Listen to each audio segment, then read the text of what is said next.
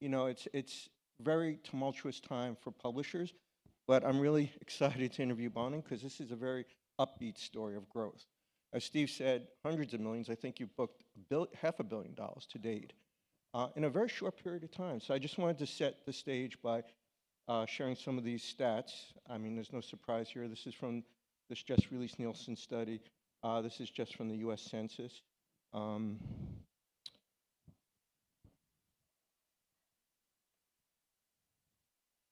okay, so this was interesting insight, which is that more than 2/3 of black audiences say there's not enough representation and content on TV. TV is a proxy for other forms of publishing content.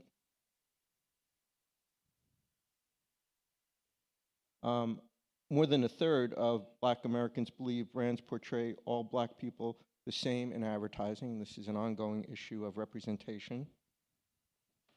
And then I just wanted to, I'm sure you know this slide, but at about the time of George Floyd's murder, I think it was an inflection point for the ad industry, obviously for all of society, but I've never seen so much impetus on Madison Avenue and the media supply chain as happened in just 4 years, if you think about it. This was an initial frame that Luma Partners put out right after that to frame what was going on with the black media supply chain and ad tech. It's dated now. Obviously, you don't even see Group Black on there, but there are some of its brands on there, like Essence and Afropunk. So again, go on and listen to Steve Smith's interview with Bonin to understand the company structure. And I'm going to spare you that part because what I really want to do is get into the issue at hand, which is diversity as a model for publishing. Just 2 more slides and then we're done. So this is the ANA's just released. They've done this for about 6 years now. Their own effort to make the client, demand side, more representative of diversity. This is not strictly black population. This is all diverse population. So there's Asian, Hispanic, Latino, et cetera in here. But you can see there's a lot of progress that's been made. Some great initiatives by the ANA, Mark Pritchett at P&G and others, really compelling the industry for business reasons, which is what I want to get into with you, of diversifying their composition. And then the last one. Ironically, though, when the ANA did a survey of the diverse media supply chain, the publishers, they found, not so much. It's still a bit of a disconnect. That basically there's a lot of aspiration to get more budget, but it's not really being realized. They're getting their foot in the door more, but in a lot of cases it's lip service. And that's kind of like where I'd like to jump off. I mean, I think your story, Bonin, is exceptional. Because you hit the ground running, you book so much. But I think this is a big issue for all the publishers in this room who want to understand how to appeal to not just diverse audiences, but diverse budgeting. Can you talk a little bit about that and give a little advice, hopefully? Sure. What's up, Florida? How are you? You good? Are you good? All right. I'm excited to be here. You're right. Right, there we go. You're right. You guys had me in New York, and so I think they thought they were doing a favor by inviting me to Florida, but they didn't realize I live in Miami. So I just had a 2.5-hour drive to get here. And the funny thing is, so funny story since we're sharing some of those. So I have a chief of staff and an assistant, and they're both in the UK. So when this whole thing was booked, they were like, "Yeah, it's in Boca." I was like, "Oh, Boca." So last night I look, I'm like, "This is not Boca." So yes, I'm excited. I think that I think just to share a little bit of my journey. So you guys know my journey from the brand side to this side. There was a little stint in between, which I think prepared me for what we're doing today. So when I left. I left, first I left agency because I thought brands were too dumb to buy good work, so I became a dumb client. And then I left because I was watching WeChat grow when I was living in China. I was like, I'm going to quit and become rich. And on that journey, I met a guy named Rich. And he had Sundial, which was the largest natural beauty business at the time. Now, primarily a black consumer, primarily a hair care business. And he asked me to come join. I didn't want to do it because I was done with CPG, but I went in kicking and screaming, and we took that business from 200 million to 300 million, and we sold to Unilever for 1.8. And he became rich, richer than he already was. Not me, but he became the 12th black billionaire. And then right before that, I got a phone call from a good friend of mine, Michael Loeb, who used to be at Time. Some of you guys know Loeb's story. Bonin, Rich needs to buy Essence. I said, all right, well, stop yelling. I'll talk to Rich about this. And we compelled Rich to buy Essence, and he said, I'll buy it, but you write the 12-point plan to grow the business, and you run the process. So we ran the process, we bought it. People were blown away by people were blown away by what we were willing to pay for it. But the work that I had done, which was exactly this, which I didn't realize, and then I'll come back, was I looked at what were the products and services that Essence could offer, and what in the landscape were offering it specific to this consumer. And it was almost nothing. And so from financial services to, and that understood this consumer. So a great example is one of the companies you had up there, which is DTC. It's a lending brand called Solo Funds. So they don't lend based on credit score, because credit score for this community is not the best determinant. They lend based on tracking of ACH pulls over time. So they're more likely to lend you a car loan if you're willing to pay, things in and around cars than they are a home loan. So what I realized was we forget how important actually knowing the audiences that we're connecting with are, and creating truly not just visually representative products, but products that are representative of cut to now. Just looking at Essence, and here's a great example. When we bought it, there was 100,000 people who used to come to Essence Festival. In fact, people would close the doors when the festival showed up. They didn't want us to even be in the city. Cut to now, 1 million people went last year. It's the first and second largest day of economic generation for the entire city of New Orleans. Bigger than Mardi Gras, bigger than Christmas. We beat Santa Claus. And now the city, all they want to do is work with us, right? And what I realized, and I wasn't, to the credit of the Essence team, I had moved away from the business. What they did was they asked, what does this core consumer want? So under previous leadership, it was like, just put more people on the stage, more acts. Well, by the way, they did. They put a lot more acts on the stage. But they also created financial literacy programs, health, employment, all the kind of content that black females wanted. And that's what brought them there in bigger numbers and keeps them coming there in droves. And so I say that because if we create stuff that actually takes into account the need set, you can unlock a lot of value.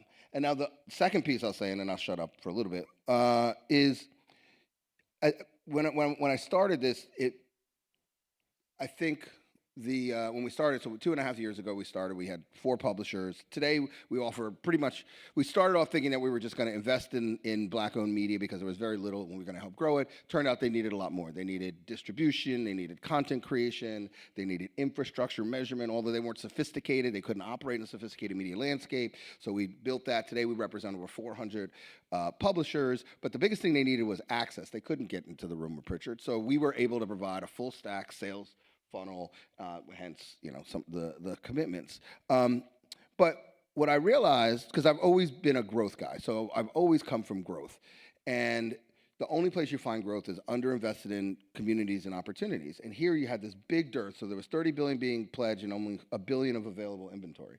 And when we started, I think a lot of people looked at it as, okay, this is this is a good to do.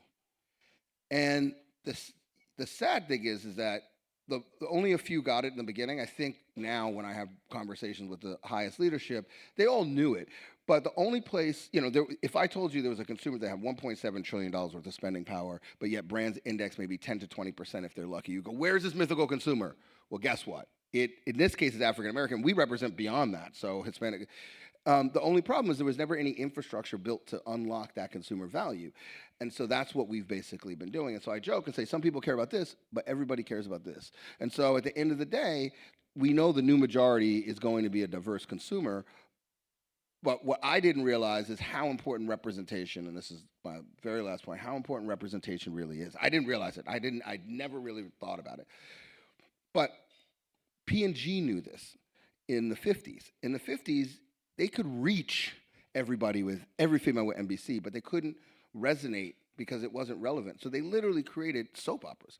And that's the only thing that we're really, truly helping our clients do is create resonant, relevant content. Black Panther is a great example. The moment you put a black cast in, all of a sudden, of course, and you don't alienate the other side. So that's what I think is beautiful, and you grow the business. And there's a lot of value to be unlocked in these diverse channels. My only advice to everybody is, how do you actually create content that's truly authentic and not just, hey, a swap over? And that's what we're learning every day, which is a brand new, honestly, sadly, I feel like I'm part of the community, but that I've been learning on this journey for 2.5 years. All right, well, a lot there. Let me decompress it and do Sorry. a follow-up. No, it's great. So you have some great partners. You brought in some owned and operated channels. Yep. You've been investing on startups and helping new publishing companies launch. But essentially, your model is black ownership of media, because some of the channels are not targeting the audience per se, like Reach, which is an airport-based video television network. Your point about Black Panther is great. It was a great film. It was a Disney production, not specifically targeted at black audiences. So is your model black ownership of media, and by proxy, reaching the audience, having a more sophisticated knowledge of it? Or is it developing content aimed at that audience? No, our business is black ownership of media, or diverse, I should say. So when we started, it was to change the equitable ownership of media.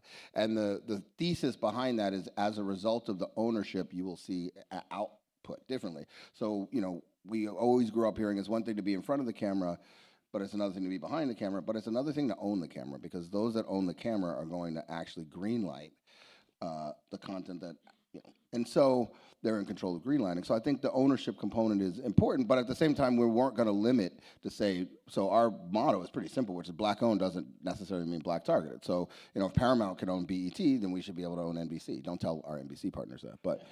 Right.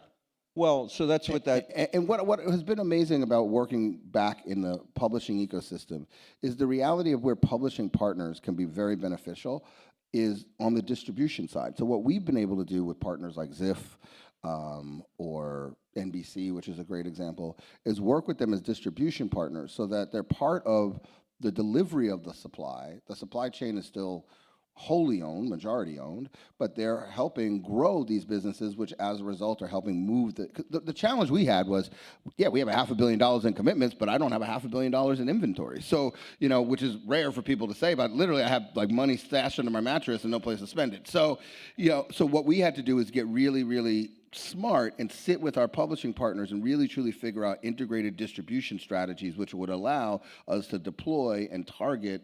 And then we also have the whole content component that helps. Yeah. So what advice can you give to your fellow followers in that segment? I mean, I know we have Black Enterprise here this week that would help them understand how to get that budget, because if you looked at that ANA study on the supply chain, they're getting in the door. I mean, look, again, there's one piece which is allocated budget. The real win is, how do we see ourselves now as just the best to unlock value from a diverse audience. We understand how to connect you. We understand what content speaks to them in different various fashions. We understand how to measure it. We understand how to target it. I would put our sophistication up against any media company today. And I think that the conversation is less about today, about those commitments, and more about, let me help you find growth. The only place that, again, it's either price, it's either share, or it's penetration. And so right now, most brands are saturated with their core consumer.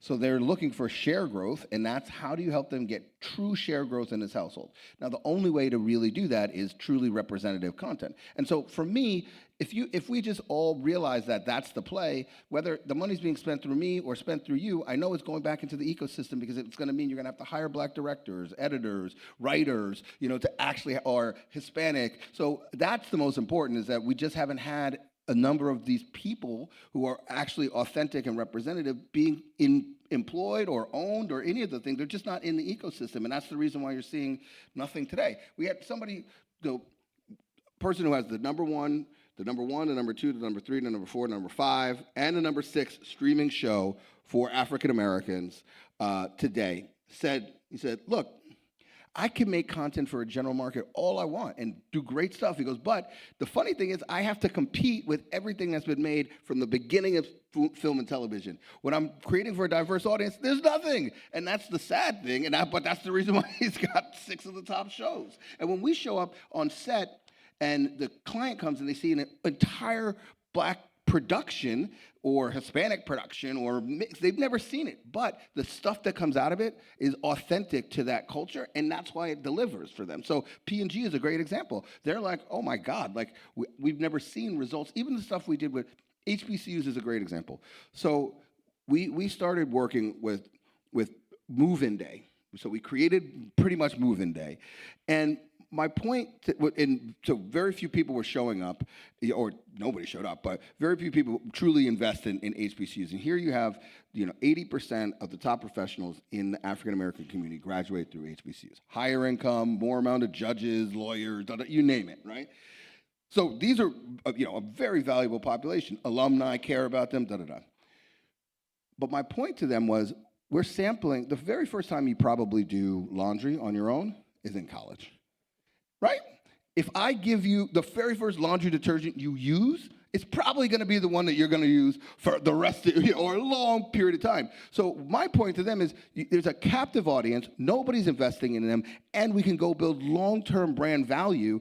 And then they were sold out of Swiffers. They've never seen it. Tide sales were through the roof. It's like, duh, of course, because the opportunity is sitting right there. So, but we're also giving back to that community in an authentic way, understanding the need set, yada, yada, yada. So my point is I don't disbelieve that all publishers can do this. I just think that it requires, and I think the conversation to me is less about, good to do and more about, some people care about this, everybody cares about this. I don't care. You know what, the social stuff, I'll fix that. Let me handle that. Let's just go figure out how to help grow your business, because I know if you grow your business, you're going to continue to invest, and then we'll figure out how to fix some of the other issues. Yeah, well, I think... Or government will, which I don't know. As if you were here earlier in the week, a lot of what publishing is today is activation, experiential things, much more than just text or video on pages. So talk a little bit about that concept that you believe in terms of reach versus relevance. And, a couple of years ago, Mark Pritchard said, general market targeting is dead. It's all about aggregating distinct, unique, diverse audiences. Is that what you mean by that? Yeah, again, when I step back and I look at the work that I've been most proud of, Oreo. So what people don't remember is that Oreo was about to be extinct.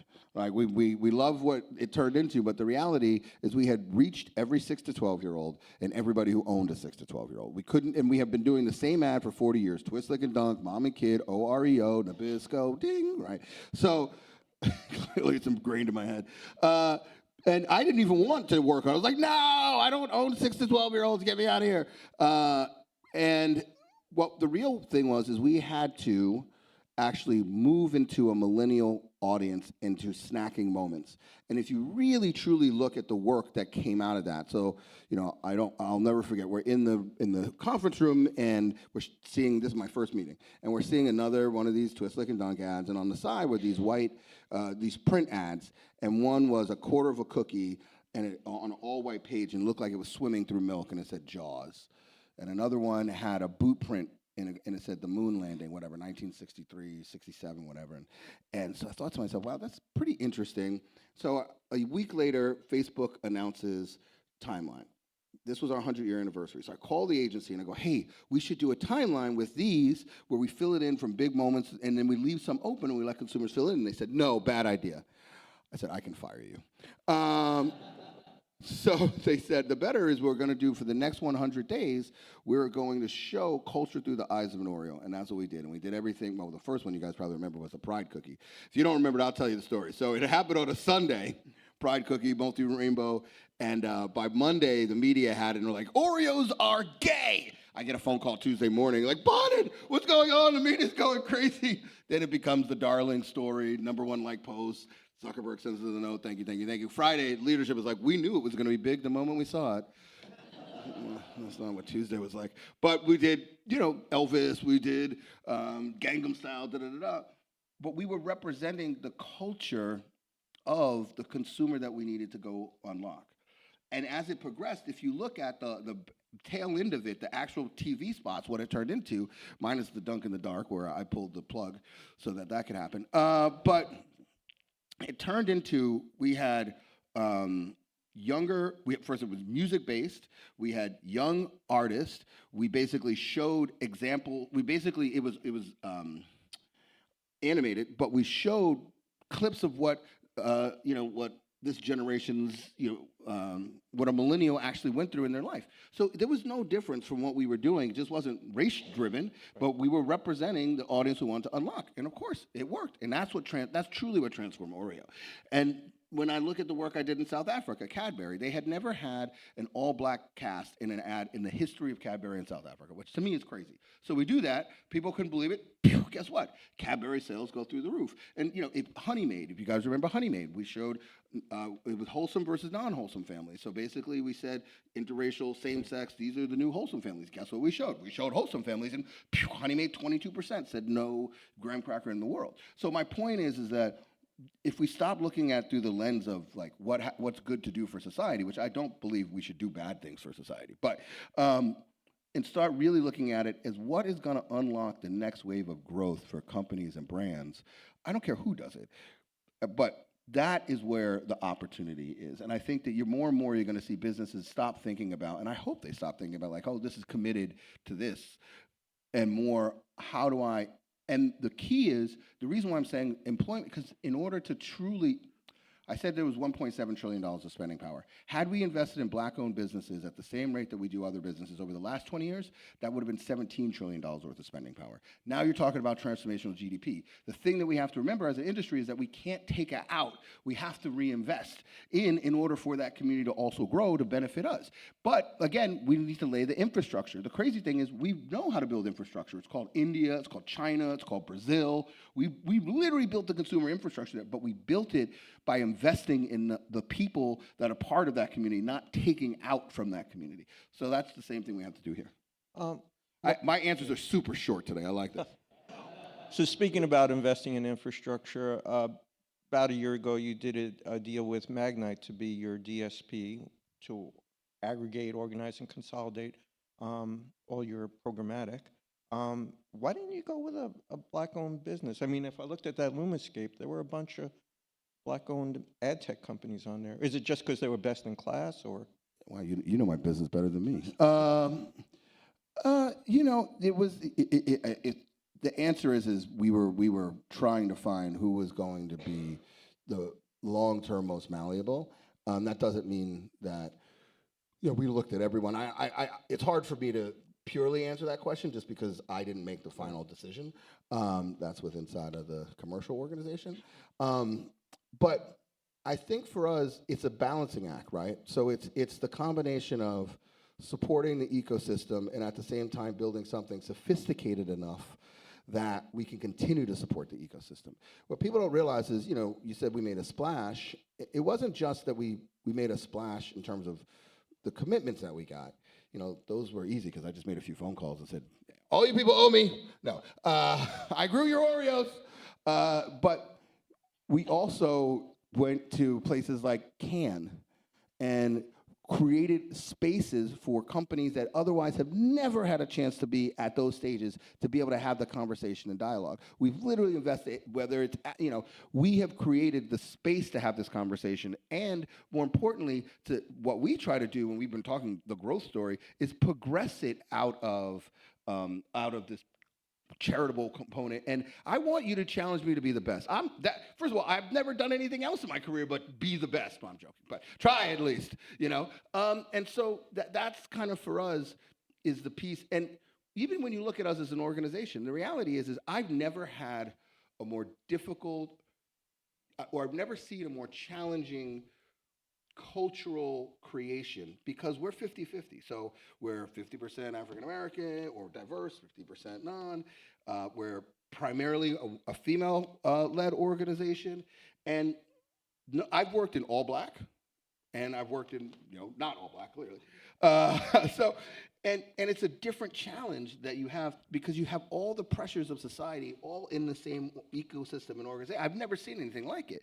And at the same time, like I'll give you an example. I had somebody who came into, who I got to, very important person in our organization, and everybody's important, but I mean, very senior, drives a lot of our business. And they said, it was their birthday. They said, every year I reflect on the decisions I did in almost a year that they had been here. And they said, I got to tell you, I'm so happy you made me take this. They were actually my very first call, and they didn't take it. And they said, this is the first time I've ever walked into a leadership team meeting and knew that I wasn't there because I was black. I was there because I was the best. I'm telling you, that hit my heart so hard because, you know, I'm top 25 at Mandese, and there's a constant question of what, you know, am I, you know, we all, you know where I'm getting at, right? So to build an organization that has that capability where everybody feels, and it's not about inclusion, it's respect, it's, you know, all the words, right? Because all the things that were set up here now, all the words.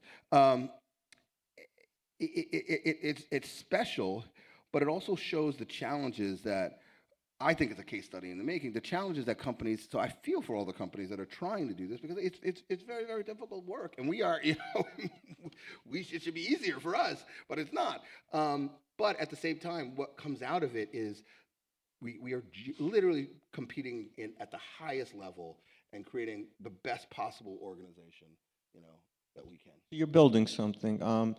You've got a great tailwind behind you with cultural shifts, but are you worried about the future? We're literally sitting in a state where you can't teach critical race theory. You can't say gay. You know, we have a presidential aspirant who doesn't know what caused the Civil War. Do you worry that? Yeah, I mean, dude, you're getting sued for just being black. I was like, wait a second, this is weird. That's why I got a white lawyer. No, so. Wait, don't tell me he's a Jew. Yeah, of course. Who else? No. So, oh God, I'm gonna get in so much trouble. Don't print that. Promise. Right. Yeah, of course. I'm worried every single day. I worry for my kids. I worry for the business. I worry, of course. And you know, it's funny. In the immortal words of George W. I know you would never think that was going to be the name that came out of my mouth. I saw him speak at Milken one year, and he wasn't my my candidate of choice, but and actually I've seen him speak 3 times now, and I'll tell you a separate funny story. One, he spoke at, and it's a small event, and so we had a picture with him. So he shakes my hand and goes, "You're the only one that looks cool enough for me to hang out with here." I was like, "All right, W." But he said at Milken, he said when, because they asked him, what do you think about where the world is in society? This is a number of years ago. This is before Trump was even elected the first time. And he said, when I came out of college, not that I went to class much, but there was a president that had been assassinated, a presidential candidate that had been gunned down, a civil rights leader that had been murdered. People were burning the flag in the street. LSD had taken over, and he said, I came out and said, we're fucked. He said, but he said, the great thing about our democracy is that this too shall pass, and that the institutions that we have in this country are strong enough in order to right balance the ship if it goes too far. And I think that we're in a world where, and that's why free press and journalism is really so important. And part of the thing that we didn't even address is, when I thought about this, or when we thought about this model, it's me and Travis. We were having actually brunch in Miami where all great ideas start. And also all good businesses are founded there because, you know, the tax. So, you know, I don't need critical race theory if I can just have lower taxes. I'll teach my kids. No. But the piece there is that if you really think about it, there are very few diverse news organizations, diverse owned. And again, ownership is important in the sense that if you own it, you're going to be more compelled to truly tell the stories of that. And there's very few of those at scale. And so we believe that as part of that question there's just not enough news outlets that are truly tackling the challenges. Do you have a pure play news product in mind? We do have one in mind. Can you talk about it? No, that's it. No. We have some questions. Okay, sorry. Go ahead. Well, let's give the audience time for questions of Bonin. Right, we do. But yeah, news is important for us. Yeah, keep going. You can, whoever wants to ask a question. I can call on people. Is that easier? All right, but Could, so, well, yeah. could you dig in a little bit one here. to your I love the moving day example, but could you tell us a little bit about the logistics there? How were you reaching out to them? How many? And what was in it for them in this? Wow, that's a lot. No, I'll do it quick because I know Ari said I hate raising hand. But for us, it was really, look, one of the largest complaints that come from colleges in general, but HBCUs, is toilet paper is not the best in the dorm room. So guess what? We show up with Charmin. And the tagline is "Enjoy the go." So we even at tailgates we set up nicer bathroom stations. But the point is that we're giving them sample product that is valuable for them from hey, how do I clean my dorm room, but we also have a huge scholarship. So we have a book scholarship component that's there. Logistically, we're set up with samplers and tents and activations. And then we do huge media blitz all in and around the schools within a 10-mile radius. And you're going to see so my vision for our HBCU product is to really help to reinvigorate the actual investment growth in the HBCUs. I firmly believe that when you invest in a community, that's when you can see the best returns. And so everything from helping them. I'll give you an example. We did the Orange Blossom Bowl, and Dion used to coach, and when he would coach and they would play that game, 25,000 fans would show up in Fort Lauderdale. Last year, 7,000 because he had left. And I thought that was really sad because here you have, are we supporting the schools or are we supporting? We're just going there for the fun of the coach. And so it made me really want to focus on the mission. That's what we've been doing with a number of schools on how do we help them continue to grow the investment, the endowment, and those pieces. And working with folks like P&G that, they've been actually supporting HBCUs for 100 years, which is crazy. We just saw they had a post on it. And they're really doubling down. And now we're doing recruitment. We're trying to bring spotlight to the sports, all those kind of things. Hey, Avi Zimak. No comment. Okay. I figured as much. I'm used to that. Avi Zimak with Perion Network, Undertone. You're sitting here in front of a room of publishers and also ad tech vendors. This incredible initiative, which is not only an initiative, but is actually becoming a super viable business, is incredible. And you guys should be commended for that. But what are you looking for from partners in the publisher space and also in the tech space to help you guys continue marching forward and evolve this business moving forward? Yeah, of course. Well, first, let me just say, I love the publishing business. Just want you guys to know that. And we wouldn't, if we didn't believe in publishing, we wouldn't actively be in acquisition mode. The challenge has been, as you guys all know, valuations they were outsized. And now it's been a moving target. So from an acquirer standpoint, it's been a little bit, but we've gotten there in some places. We'll get there in others. And yes, today's news was a little crazy too. And we watched that roller coaster intimately. What? Oh, I thought somebody said what roller coaster. Well, if you don't know, then you shouldn't be in publishing. So It really all depends what we're looking for. In many respects, we are our inventory monster, right? That we need to figure out inventory every single day, more. But at the same time, we need to create financial models that are actually reinvesting in the ecosystem. So it's kind of this, we work together on this. It's kind of this weird double-edged sword, but at least it feels that way in the beginning. But when we get there, it just moves volume, right? So that's one, distribution, and new models to think about distribution, like the ability for us to bring some of our collective partners into your doors to actually help content generation, target, to bring audience. I'll tell you, the crazy thing is the best relationships we have are those that provide us distribution for our content, allow us to tag or leverage some of the inventory in some ways, so we're all selling. But what it's doing, and those that we're being held accountable for actually growing their audience. because that is where it becomes mutually beneficial. And if you really think, a lot of partners, they want a more diverse audience, but they don't have a more diverse audience. And we bring a skill set of how to grow a diverse audience so that all boats can rise. So I think that that's the kind of mutual beneficial relationships we're looking for. On a tech side, it's no different than what I've always looked for. I want disruptive technology. I think the big question, sadly I'm not going to be here tomorrow, but the question on AI, the real question is does it matter if it's published or generated, or I actually just give, I know we're going to be out of time in a minute. Everybody always looks at AI as negative, and a best friend of mine came over to my house and was, oh my God, it's taking over jobs. So we sat down and watched a movie called AlphaGo. If you haven't seen it, it's about Google's first iteration learning how to play Go. And so the first, beats the European champion, then they ask the European champion to help train it. So it trains the AI, then it goes to play the world championship. And everybody's saying there's no way that it's going to win, no way, it's never going to beat a human. The first game crushes the human. And this guy was like distraught. He's like, the world is like torn, his daughter's there, it's crazy. Second game, crushes him. But in that second game, it played one move called the God move. And what the machine calculated was that if I play this move, I'm at least going to win by 1.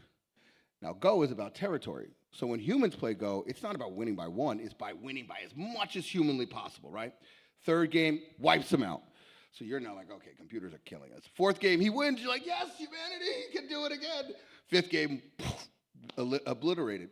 But what it did was it changed the way Go is played forever, because now humans were no longer thinking about everything, they thought. And so my point is that the computer actually showed the best reflection of us, because all it is us. And it actually changed the way that we now have to think, and it's actually making us better.